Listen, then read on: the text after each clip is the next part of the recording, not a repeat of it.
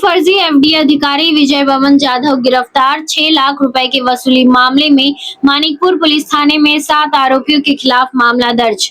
नमस्कार, मैं हूं कोमल गुप्ता और आप देख रहे हैं खबरें पूर्वांचल न्यूज।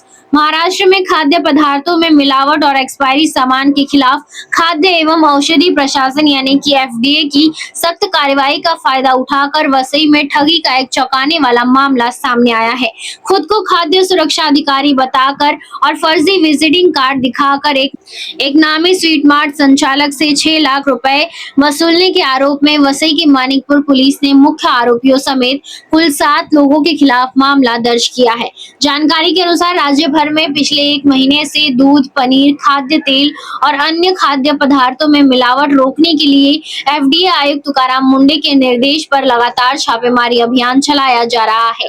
इसी अभियान का गलत फायदा उठाते हुए ठगों का एक गिरोह दुकानदारों को निशाना बना रहा है। पुलिस के अनुसार शिकायतकर्ता रोहित सुखड़िया का वसई पश्चिम के स्टेला क्षेत्र में new Morbi sweet end farsan mart नाम से प्रतिष्ठान है। 23 जून 2026 की दोपहर कुछ लोग दुकान में पहुंचे और स्वयं को सरकारी खाद्य सुरक्षा अधिकारी बताते हुए फर्जी विजिटिंग कार्ड दिखाया।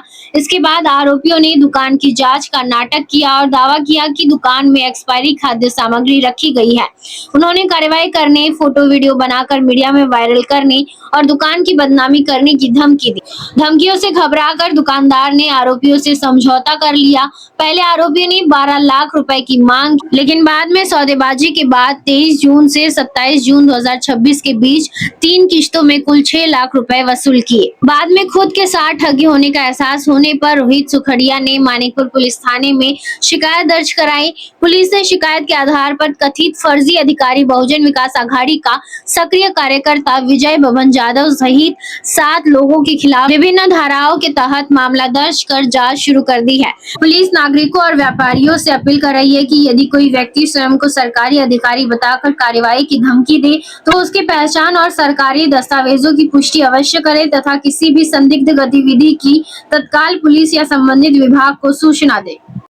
सायबरच्या संदर्भात मीरा भाईंदर पोलीस आयुक्तालयाच्या वतीने आवाहन करण्यात येते की सध्या वेगवेगळ्या कारणाने गुन्हेगार हे लोकांना फसवण्याचा प्रयत्न करीत असतात।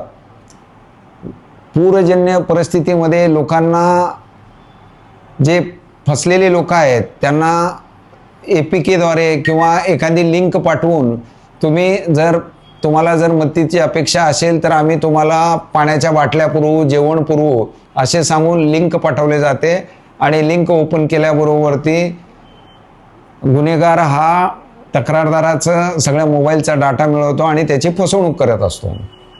त्यामुळे अशा प्रकारे कोणी लिंक पाठवल्यास अधिकृत शासकीय यंत्रणेला विचारल्याशिवाय कोणीही लिंक ओपन करण्यात येऊ नये असे मीरा भाईंदर आयुक्तालयाकडून आवाहन करण्यात येत आहे।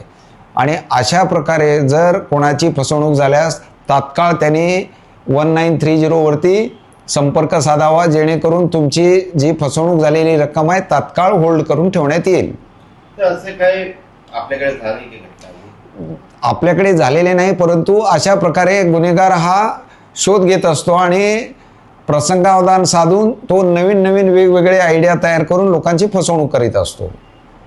त्यामुळे अशा प्रकारे कोणी संपर्क साधू नये किंवा अनोळखी इसमाचे फेसबुकवरती फ्रेंड रिक्वेस्ट असेल तर ते देखील त्यांनी कोणी स्वीकारू नये।